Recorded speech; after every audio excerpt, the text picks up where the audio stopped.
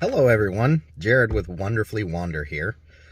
I wanted to go over an issue that I've been having with my truck.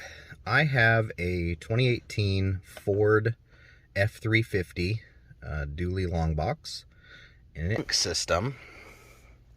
This is the Sync 3, and if you have a Ford like this, maybe you've known about this issue, maybe you haven't, but I just turned the truck on and I really have a slow... I guess we'll just start the truck. Here we go. So the truck is started.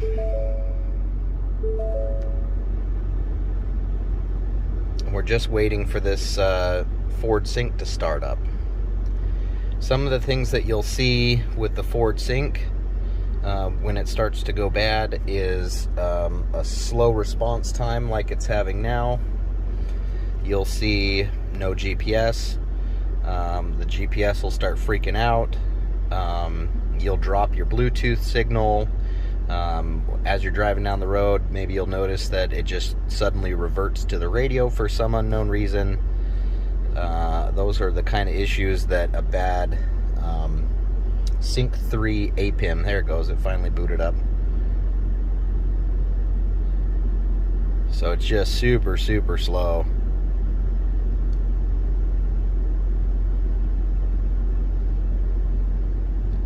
So the problem with this is all of this sync system is run off of Microsoft-based computer software and hardware. And as we all know, computers always work all the time and they never have bugs. So that's what's happened to this, is that it's called the APIM, APIM module has gone bad in my truck. And this is only a 2018, but they are known for going bad. So this is the APIM module. This is the new one that I just got. I had it programmed to my VIN ahead of time. FLPmods.com is who I got this guy from. It is a used APIM module, and he programs them to your VIN number so that I can just do a plug and play.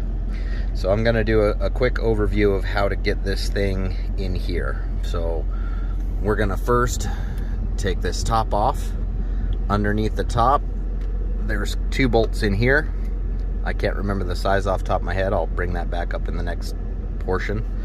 And then there's little bolts, 3 bolts on this side and 3 bolts on this side. So I'll do a little dismantling and I'll come back. Here is the top. Be really careful when you're prying this up that you don't cause any damage. They do sell dash kit removal kits that are coated in plastic, but you're just going to want to come in under here, lift this up. Those are 7mm bolts on the top. And guys, whenever you're working with any of this electronic stuff, be sure and disconnect your battery. You don't want to cause out any shorts or anything like that. The next step after you've removed these is to gently pull this bezel forward. And you're going to remove that. This has little connector pieces on the side here. Once you have this turned around, you can see those little orange tabs. That's what's holding this into the dash. You can see your connectors for all of your buttons up top, and these are the connectors for your radio controls and your climate controls.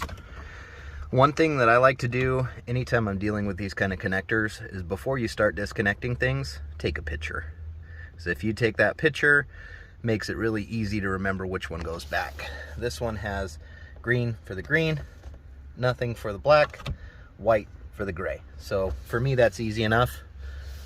We'll get this disconnected, and then we're gonna take those 3 bolts on that side, 3 bolts on that side, and we'll take out this entire screen.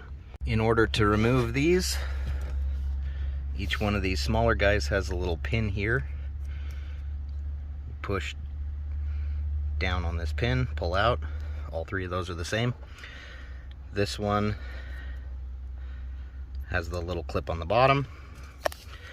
This one also has a clip on the bottom. Just press those in, pull them straight out. Once those 6 screws are out, this comes down and we have the APIM. That's what we're going to replace. So we have an antenna here.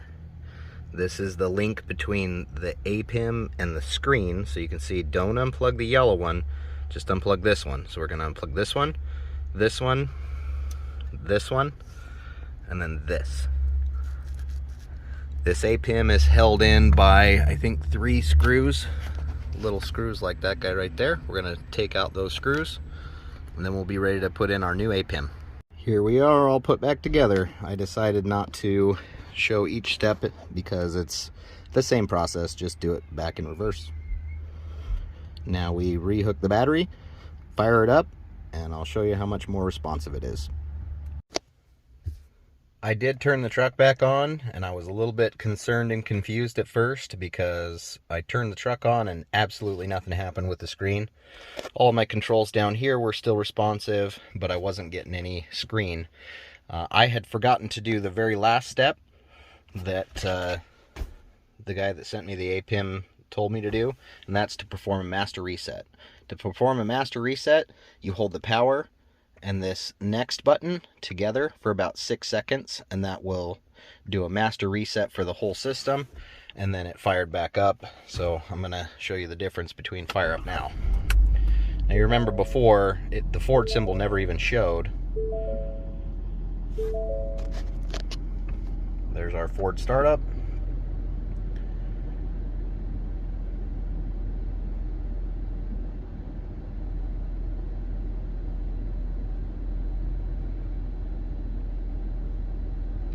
Way faster load up, and we're actually going to get the map this time. Now we just need to add our devices back in and get everything connected back to Bluetooth, and we should be all set. I'm very happy that this fix worked for me. If you're having one of the issues that shows you, you'll show a no GPS down here in the corner, or your GPS will be freaking out, or any of those kind of symptoms. So hope this was helpful for you. That is the video of a tear out and reinstall of the APIM module for the Sync 3 system. I hope you found this information helpful.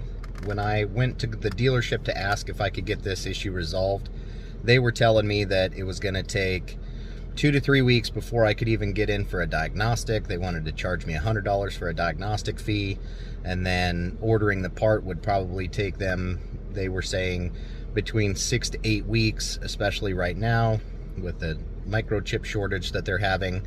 They were saying that it was going to be a month and a half to 2 months before they could get this issue repaired for me.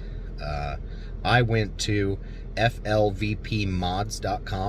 That guy was awesome. He sent it out from the time I ordered it. I think I ordered it on Thursday or Friday. Today's Monday. I already have it with me. He warranties his gear for 90 days. If you have any questions or concerns or issues, you want to go to him, flvpmods.com. Did me great. It was awesome. The dealership cost, when they were saying that they were going to get it done for me, they wanted to charge a little over $650 just for the part, and then they were saying $1,200 to $1,500 for the full install, which is insane. I did this by myself. First time I've ever done anything like this. I was maybe in the truck for a half hour, so they're charging $600 to $800 for programming and install of this unit. I think that's insane. So the price that I paid for this APIM module from flvpmods.com, $475, and I was in it a half hour to do the install. You guys got this. Consider giving us a subscribe at wonderfullywander.com. Thanks.